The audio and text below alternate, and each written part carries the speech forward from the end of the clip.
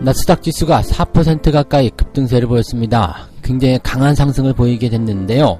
그 배경에는 경제활동이 재개가 될 것이다, 이러한 기대감들이 나오고 있다고 합니다. 시장에서는 여전히 불안감도 같이 나와 있지만 앞으로의 어떤 기대감들이 더 크게 작용하고 있다, 이렇게 볼 수는 있겠습니다.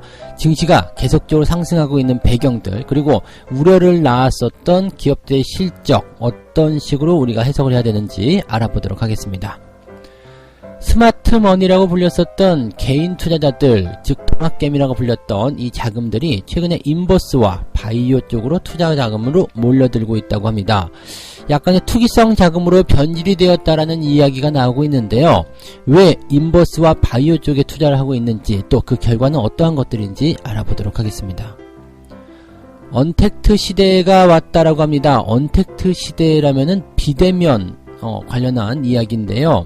이 언택트 시대로 새 판을 짜야 한다, 이 시장의 산업 구조가 그렇게 바뀌고 있다라고 이야기하고 있는데, 자, 과연 어떠한 쪽으로 전망을 봐야 되는지, 또 여기에 대한 전망은 정말 밝은 것인지 알아보도록 하겠습니다.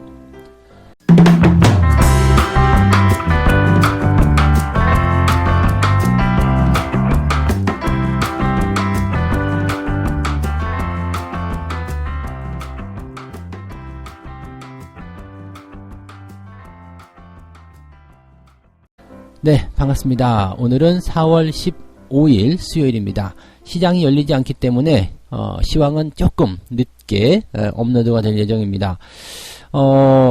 일단 우리가 선거 투표에 대한 부분들은 여러분들이 다 진행하고 계시리라 생각합니다. 그래서 오늘 투표들 다 완성 잘 해주시기 바라고요.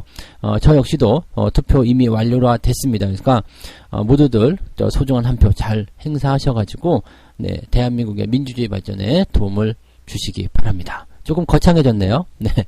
자, 시장 이야기 바로 가도록 하겠습니다. 다우지수하고 나스닥이 나란히 상승세를 보였습니다. 특히 나스닥이 굉장히 강한 상승 흐름을 보였는데, 보통은 이제 나스닥이 이렇게 강한 상승을 보일 때는 기술주 위주의 상승이 나왔겠구나, 이렇게 예상을 좀 드리면 되겠죠.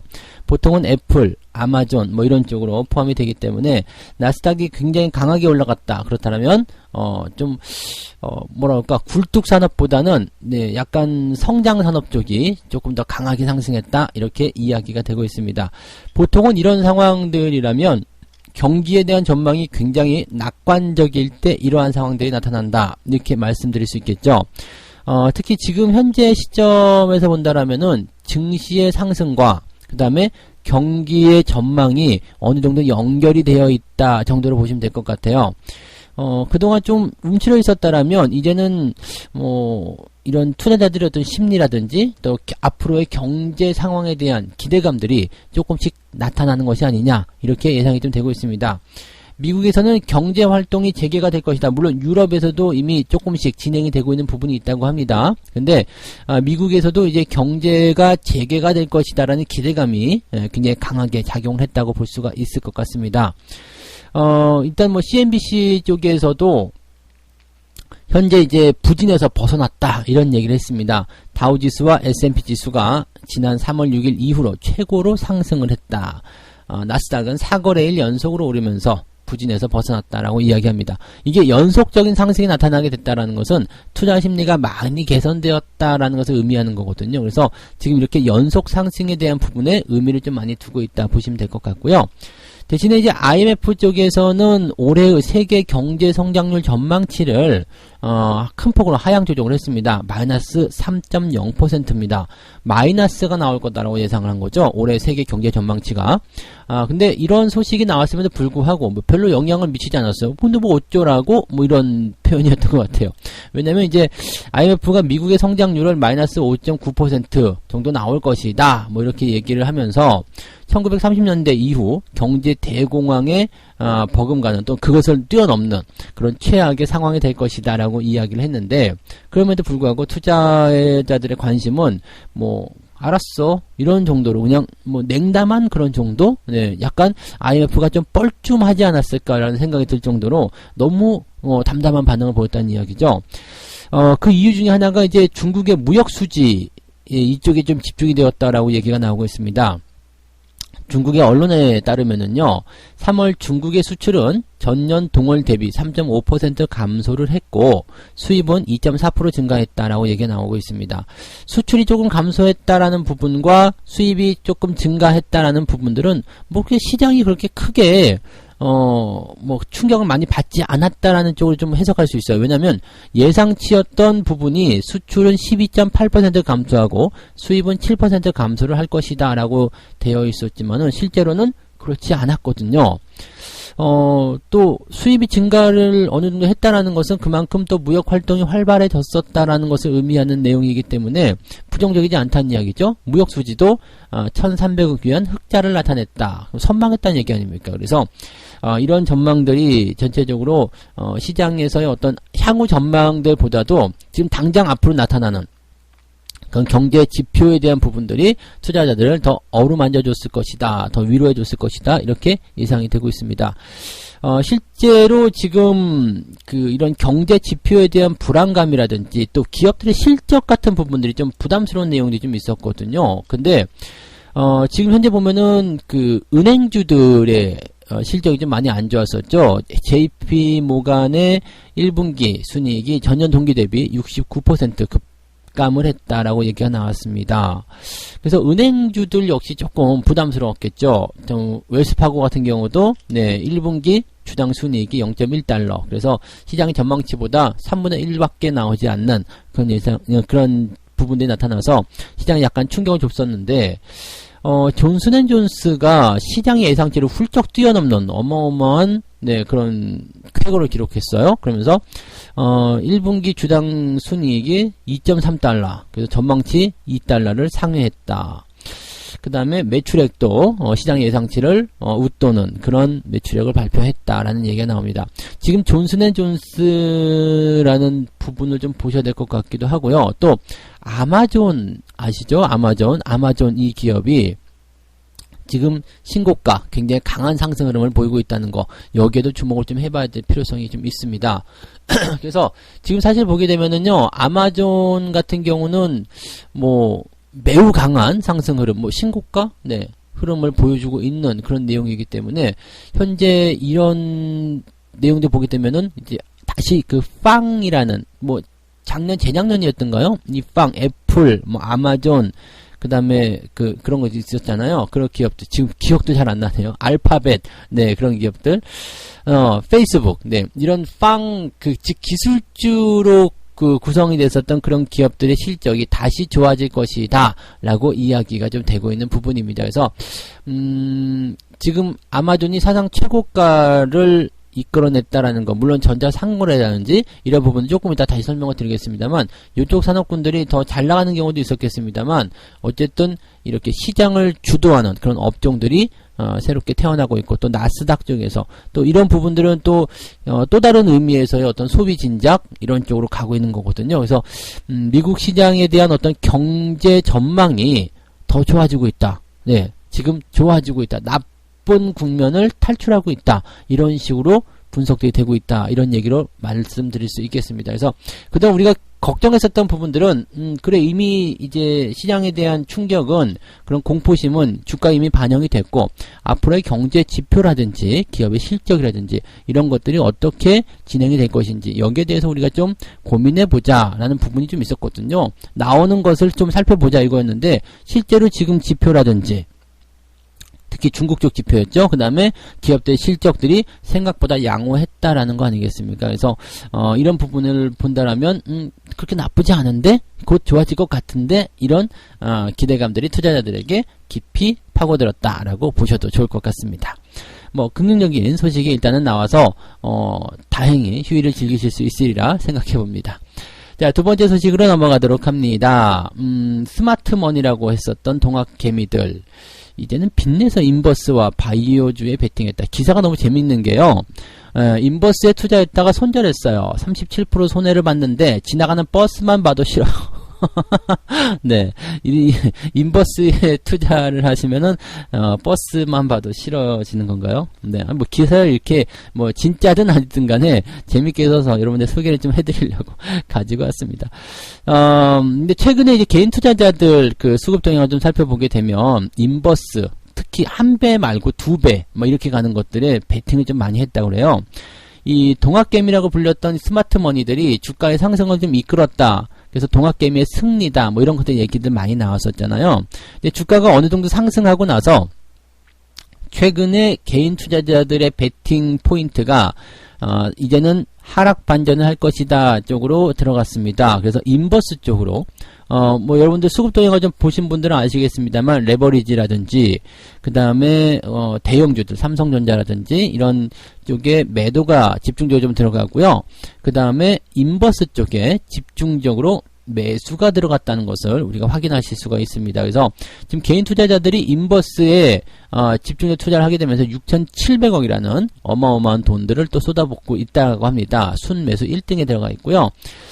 대신에 이제 이 주가가 계속 상승하게 되면서 인버스는 시장과 반대로 움직이잖아요. 그러면서 손해가 조금 많이 발생하고 있는 그런 상황이다라고 보시면 될 것 같아요. 문제는 뭐냐면요. 주가 하락에 베팅을 하는 거, 뭐 괜찮다 이거예요. 뭐 그렇게 투자 관점을 가질 수도 있기 때문에. 그런데 문제는 빚까지 내서 투자를 하고 있다는 얘기죠. 이게 어디선가 좀 많이 봤었던 느낌인 것 같아요. 자, 개인들이 하는 방향으로 가면 돈을 번다라는 어떤 시장의 인식이 팽배해졌었던 그런 모습이라고 좀 보셔야 될 것 같고요. 그 다음에 그러면 개인들이 하는 방향을 따라가야 되겠다. 그러니까 뭐 언론에서 막 이야기들 많이 했을 거예요. 그러다 보니까 개인들이 최근에 인버스에 투자했다. 이제는 조정이 나올 것이다. 이런 식의 이야기가 나왔고 여기다가 개인 투자자들이 확 밀어넣는 모습. 그냥 투자하시는 분들만 있으면 괜찮은데 빚을 내가지고 투자하는 사람들이 늘어나고 있다. 그러니까 이렇게 되면 이제 반대 매매라든지 이런 손실에 대한 부분들이 좀 커질 수 있다는 이야기가 되는데 개인들의 어떤 빚 투자가 집중되고 있는 종목들이 셀트리온 헬스케어 이런 바이오 종목군들이 최근에 하락세를 조금 보였다라는 느낌이 좀 나오면서 여기에 대한 손실이 만만치 않은 상황이라고 얘기합니다.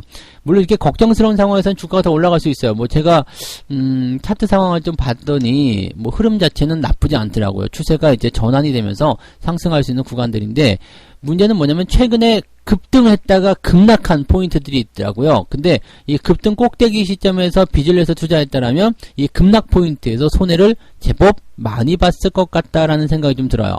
그러니까 빚을 내서 투자하게 되면 단기간에도 손실을 크게 볼 수 있는 상황이 이 반대 매매 때문에 그렇거든요. 증권사에서는 보통 그 담보 유지 비율을 140%로 잡습니다. 근데 이게 예를 들면 이제 여기 지금 기사에서 예를 아주 잘 들어놨어요. 500만 원의 자기 돈이 있어요. 그다음에 500만 원 대출로 해가지고 1000만 원어치 주식을 샀을 경우에 주식 평가액이 700만 원 밑으로 떨어지게 되면은 반대 매매가 나온다는 얘기죠. 그러니까 마이너스 30% 정도가 나오면은 전화가 옵니다. 증거금 더 넣으실래요? 라는 얘기가 나오는데 증거금 더 넣을 돈이 있으면 내가 빚을 내지 않았을 거다라는 이야기를 계속 해드리죠. 그러니까 그런 여력이 없기 때문에 안 되겠는데요. 그러면 반대 매매가 바로 들어간다는 얘기입니다. 자, 그러면 700만 원 밑으로 떨어졌다. 그러면은 뭐 690만 원을 치고요. 위쪽이 손실 다 날라가고 걔네들이 빌려준 돈 500만 원 가져갑니다. 그럼 나한테 남는 돈은 190만 원. 여러분들은 500만 원을 투자했지만 남는 돈은 190만 원밖에 안 돼요. 마이너스 30%밖에 안 나왔는데요. 근데 반토막 더 나서 마이너스 한 60% 정도 깨진다는 얘기죠.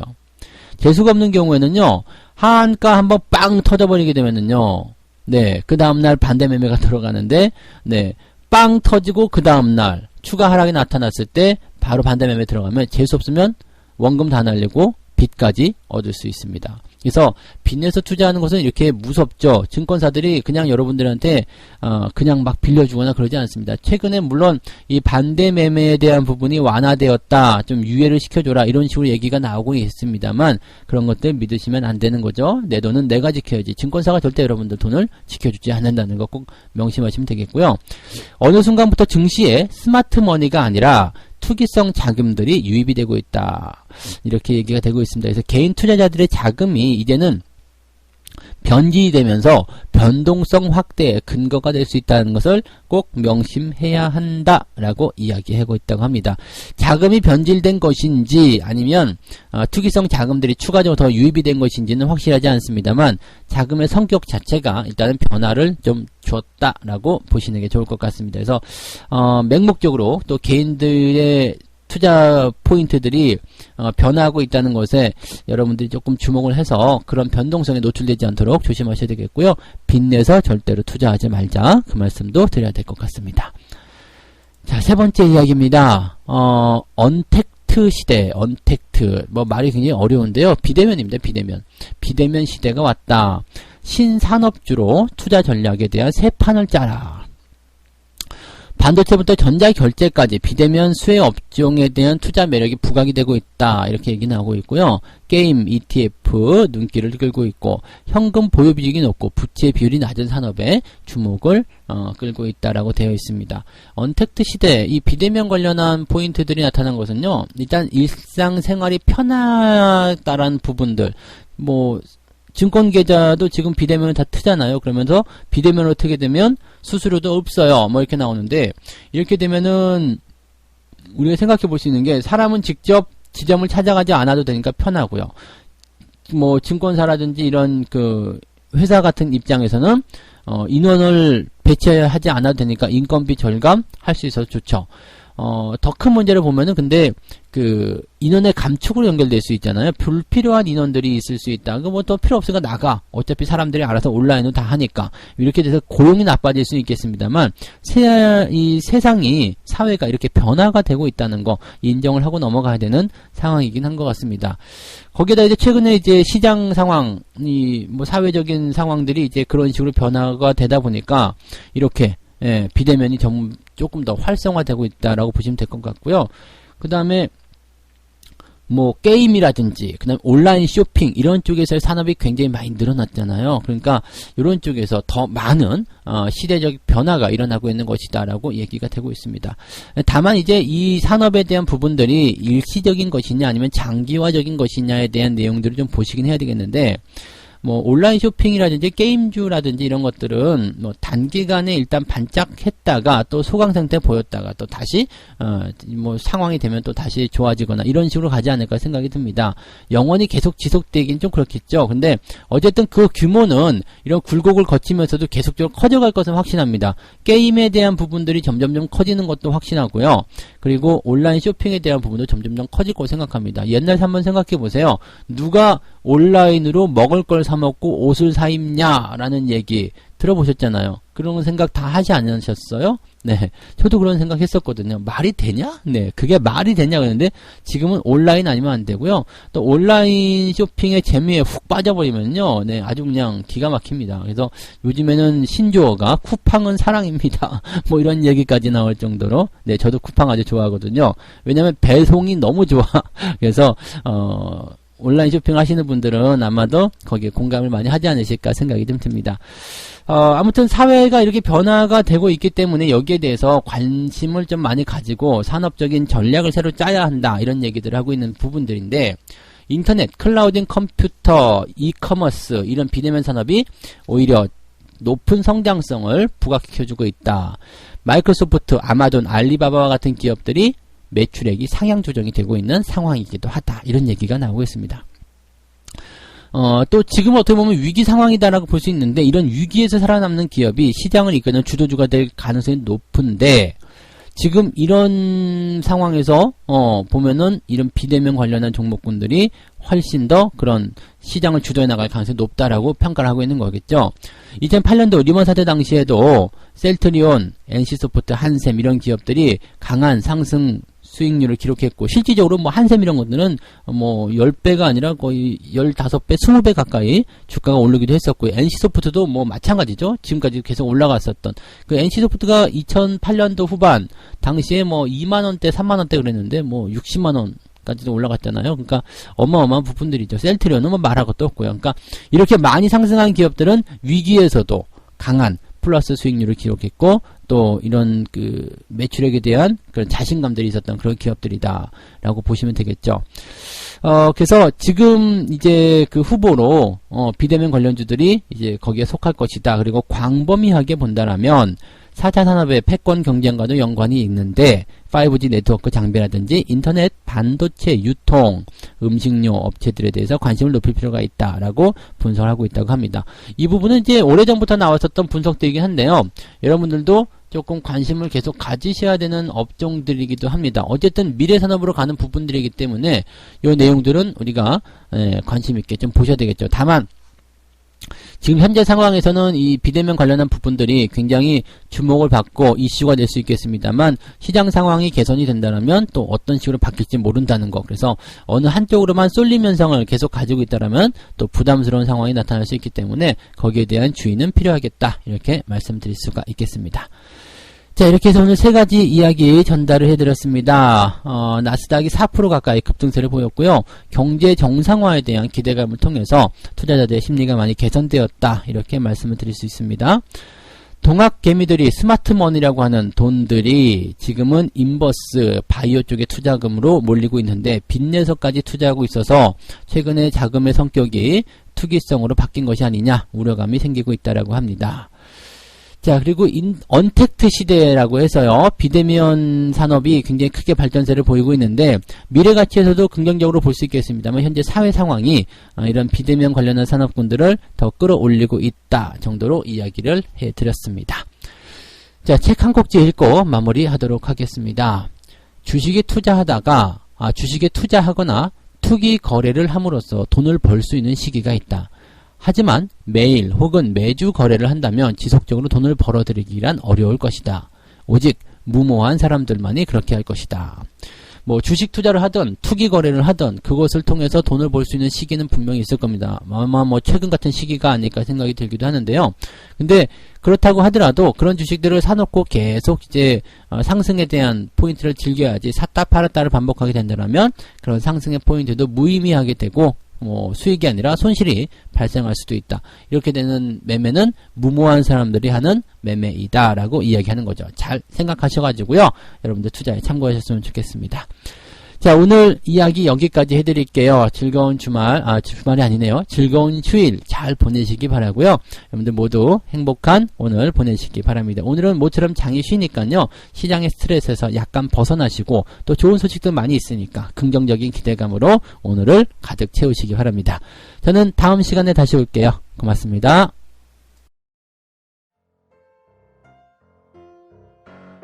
본 방송에서 제공되는 모든 정보는 투자 판단의 참고 자료이며 투자의 최종 책임은 본 방송을 이용하는 본인에게 있습니다.